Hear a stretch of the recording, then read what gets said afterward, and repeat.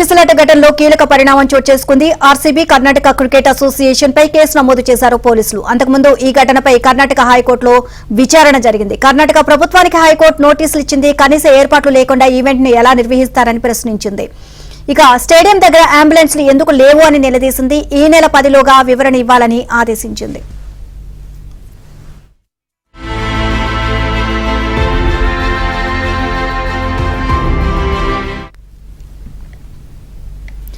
RCB విజయోత్సవ rally తొక్కిసలాటలో చనిపోయిన కుటుంబాలను ఆదుకుంటామని ఆర్సీబీ యాజమాన్యం ప్రకటించింది. చనిపోయిన బాధిత కుటుంబాలకు 10 లక్షల రూపాయల సాయం ప్రకటించింది. అంతేకాకుండా గాయపడిన వాళ్లకు కూడా ఆర్థిక సాయం చేయనున్నట్లు తెలిపింది. గాయపడిన అభిమానులను ఆదుకోవడానికి ఆర్సీబీ కేర్ పేరుతో ఓ ఫండ్ ఏర్పాటు చేస్తామని, గాయపడిన అభిమానులు కోలుకునే వరకు వాళ్లకు సాయం చేస్తామని వెల్లడించింది. ఆసుపత్రుల్లో చికిత్స పొందుతున్న అభిమానులకు వైద్య సాయానికి అవసరమైన చర్యలు కూడా తీసుకుంటామని ఆర్సీబీ స్పష్టం చేసింది.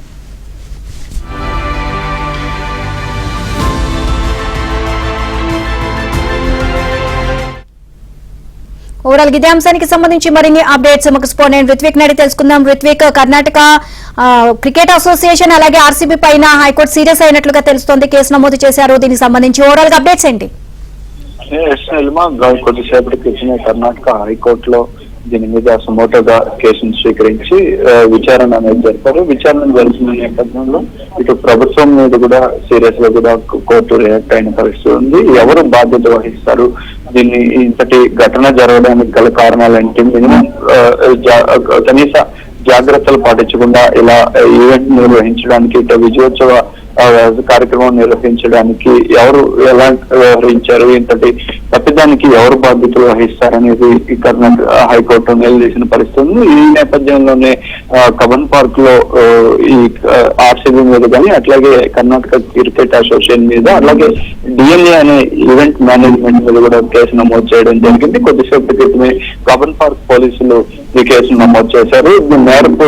నేరపూరిత కుట్ర ఉందంటూ కూడా, ఈ నిర్లక్ష్యం ఉందంటూ కూడా, నేరపూరిత నిర్లక్ష్యం ఉందంటూ కూడా ఎఫ్ఐఆర్ లో పేర్కొన్నట్టుగా కూడా తెలుస్తుంది. ఓవరాల్ గా మనం నిన్న జరిగిన పరిణామాల నుంచి చూస్తూ ఇటు రాజకీయంగా బీజేపీ పెద్ద ఎత్తున కర్ణాటక ప్రభుత్వం మీద విమర్శలు చేస్తుంది. ఇది పూర్తిగా కూడా ప్రభుత్వం నిర్లక్ష్యమే అంటూ చెప్పుకొస్తున్న పరిస్థితులు ఉంది. మరోవైపు కర్ణాటక హైకోర్టులో కూడా ఈ కేసు విచారణ చేపట్టిన నేపథ్యంలో కర్ణాటక హైకోర్టు ఇటు ప్రభుత్వం మీద కానీ, పోలీసుల మీద కానీ సీరియస్ గా రియాక్ట్ అయిన పరిస్థితుల్లో ఈ నేపథ్యంలోనే కేసు నమోదు చేశారు. బాధ్యతలను నిన్న కేసు తీసుకున్నప్పటికీ కూడా ఎవరు బాధ్యతలు అని పోలీసులు పేర్కొనలేదు. ప్రస్తుతం నమోదు చేసిన కబన్ పార్క్ పోలీసులు నమోదు చేసిన దీంట్లో ఆర్సీబీ మీద కానీ, అట్లాగే కర్ణాటక క్రికెట్ అసోసియేషన్ మీద, అట్లాగే డిఎన్ఏ అనే ఈవెంట్ మేనేజ్మెంట్ మీద కూడా కేసు నమోదు చేయడం జరిగింది.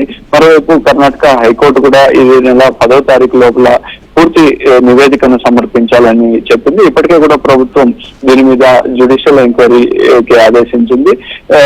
15 రోజుల లోపల పూర్తి నివేదిక సమర్పించాలని సీఎం సిద్ధరామయ్య ఆదేశించడం జరిగింది. ఈ పరిణామాల నేపథ్యంలోనే పోలీసులు కేసు నమోదు చేశారు. మరోవైపు బాధిత కుటుంబాలకి ఇప్పటికే ప్రభుత్వం 10 లక్షల ఆర్థిక సాయం ప్రకటించింది. మరోవైపు ఆర్సీబీ కూడా చనిపోయిన వారికి 10 లక్షల ఆర్థిక సాయం అందజేయడంతో పాటు ఒక కేర్ అనే ఒక నిధిని ఏర్పాటు చేసి దాని ద్వారా ఎవరైతే గాయపడ్డారో ఆ గాయపడిన వారికి వైద్య సేవలు, వారు పూర్తిగా కోలుకునడానికి పూర్తిగా కూడా ఆర్థిక సాయం అందిస్తామని చెప్పి కూడా ప్రకటించడం జరిగింది.